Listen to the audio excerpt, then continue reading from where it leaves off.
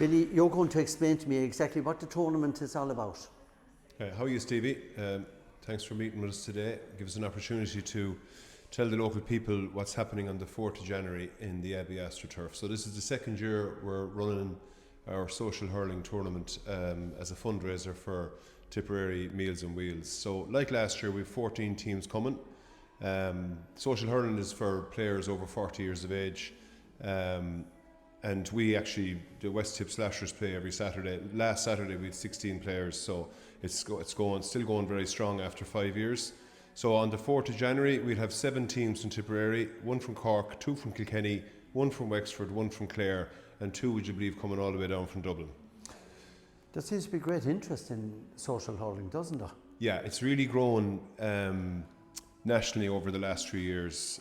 Very, very strong in Kilkenny, Cork and Tipperary. So from Tipperary we have teams from where we'll have 2 teams for West Tip Slashers. We have 2 coming from Clarahan. We have a team coming from Gortnahu, Kickham's out in Dundrum, and Killinall.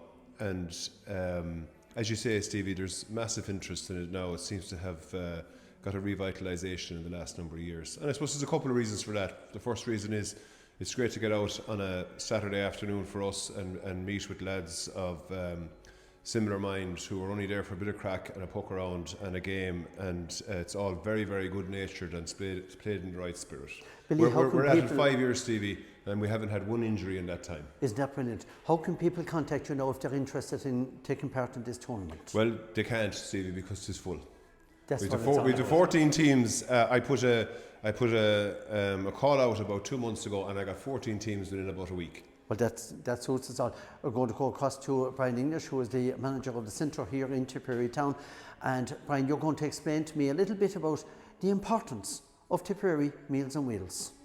Yes, Stevie. And firstly, I just want to thank Billy. It's the second year running that he's come to me and said, would we run this event again? Last year, it was actually our main fundraiser, and this year I hope it will be again. And not only did it raise much needed funds for our Meals and Wheels service, but it also raises the profile of Meals and Wheels and what we do and what we're about and whatever else. So I just want to thank Billy for that. But yeah, Meals and Wheels, I suppose, even in the last few days, we're getting ready to shut down now for a week for Christmas. And I'd have a lot of calls this time of year from family members saying that a parent or parents would be stopping Meals and Wheels for the Christmas because they're home and different things, and they thank you so much for all you do during the year. Meals and Wheels is not just about the food. It's a lot more than that. It's sometimes the only person calling to some of the homes of our clients during the year, or especially on a particular day. We've often been first responder when someone might have had a fall or an incident. But so it's a lot more than just the daily hot food that we deliver. But we're delighted that Billy has chosen us again to be the main charity. And this year, last year we had a specific project. This year, the project has already happened because we had some serious trouble with our van this year. Our van is only 3 years old and just out of warranty, but we had to put a new engine in the van within the last 2 months. Very costly. Very costly, yeah. So we've had to fork out the bones of 7,000 to get it back on the road. Thankfully, it's running fine again, but we had to dip into those rainy day funds to pay for that. So we're hoping to recoup some of the cost of this because we're partly funded by the HSE. Other than that, we're heavily reliant on fundraisers and donations and events that people run in aid of Meals and Wheels during the year. So it's vital that we replace those funds and pay back what we had to take out of the rainy day funds to keep the van going. But Brian, it just goes to show once again, Billy came on board, he said to himself, I'm going to help you out here. Absolutely. What does that mean to you? It's huge. Like since I started in the role here, the amount of goodwill that people have towards Meals and Wheels and the community centre itself as well. When they know you're involved, they always want to give, what can I do to help? The amount of people that will come in the door on a daily basis and ask, I'd love to volunteer. Now, it's very difficult these days to volunteer because you have to register with the volunteer centre in Cashel and you have to cover them with insurance. So it's not just a case of someone just going out and doing something. But the likes of Billy coming and saying, look, we'll run this event again is huge for us. What we haven't done this year, we haven't gone out and looked for any main sponsors, okay? We're literally relying on, we have the GoFundMe page set up, which is now available on our social media pages, and equally on the day, we'll have buckets at the event below in the Abbey at the AstroTurf. So we haven't gone to look for sponsorship because both myself and Billy had been involved in other projects recently for other committees, and we'd gone looking for sponsors. We said we can't go again.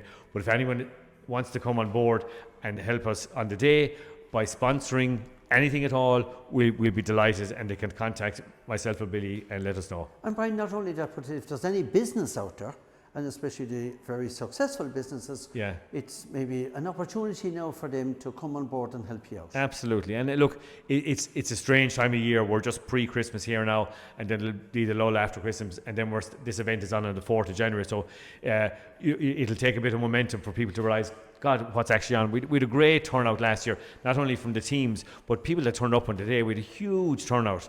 Like we ended up, we provided refreshments on the day. We ended up running out of stuff. We had to go over to Super Value, which was close by, to get more stuff on the day. So it's a great event, and I suppose that's the other thing, for people to come on the day, see these lads over 40 hurling and having a bit of crack. There's some high-profile ex-senior inter-county players and managers from what I know from last year, and it's a great day out, and again it raises our profile, which is really important.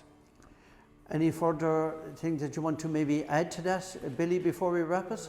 Last year we got great weather, so we're putting out the Child of Prague this year, Stevie, and hoping that we get... last year the sun shone, and I'd say it was about 12 or 13 degrees, and it was just absolutely ideal. Now, we don't want a day like today because the heavens have opened outside, so we're just hoping for a nice day. And as Brian said, the making of the day last year was the turnout from the local people. We had hundreds of people down there, and I think they found it a really enjoyable day. It's fierce entertaining watching our fellas playing hurling. It really is. And as Brian said, we have the GoFundMe page up and running now, and we have the donation buckets on the day. I think last year we raised €3,300 for the centre here, and Brian put it towards replacing the kitchen floor inside, which was a health regulation that he had to do. And we were only delighted. We don't find it difficult to run these days, to set up the fundraising, that sort of thing. It's a pleasure to be involved in it. I know that we have 30 lads in the West Tip Slashers, and they love to be involved in it themselves. So it's great to give back something to the community. Okay, folks, there you had it from Billy Ryan along with Brian English, and all support would be greatly appreciated. And if anybody want to donate, well, the GoFundMe page, Brian, it's available now on all social media platforms. And not only that, but if any business out there want to contribute financially in any way, they can do so. Contact Brian English or Billy Ryan or any member of Tipperary Community Services Centre here and Tipperary Meals on Wheels.